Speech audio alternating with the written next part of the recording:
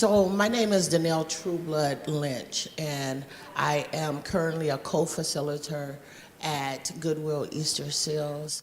I am also a playwright. So I'm a survivor of a childhood trauma. And I took that trauma and I buried it inside. As I matured, that trauma matured inside of me. I was able to put a smile on my face and function normally for quite some time. I became a mother, I became a wife, I became a role model. It was as close to normal as I thought I could get. I graduated high school. I worked some really good jobs. One day, I came home and learned that my daughter had been sexually violated. Out of that, there was a confrontation, and I had what they said was a tunnel vision. I couldn't cipher whether or not he was my perpetrator or my daughter's, because I had buried my secret a long time ago, and the past met up with the present. So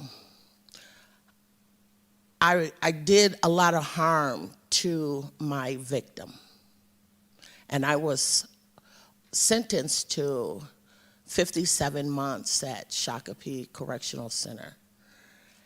And while I was there, the question, even to this day, it still comes to the surface, and that is, how can incarcerating me solve or cure that old childhood trauma? Because now I'm adding the trauma of being incarcerated on top of that trauma, which brings in more situations, because now I'm incarcerated and I'm having to deal with the stress of my daughter's trauma.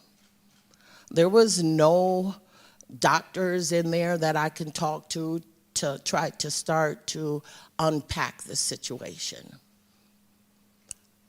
At that time, I realized it would have to be me to start to unpack things. I found my purpose, and my purpose was to unpack the secret, because there were other women surrounding me while I was incarcerated who was dealing with the same issue. They didn't have the strength to start to voice or start to cure their trauma, but I did. And so I wrote a play called Secrets, and it's about my lived experience. And I'm finding out that the more I perform it, that there are so many people who share that same trauma. And they are sitting in their secret, and they are silent.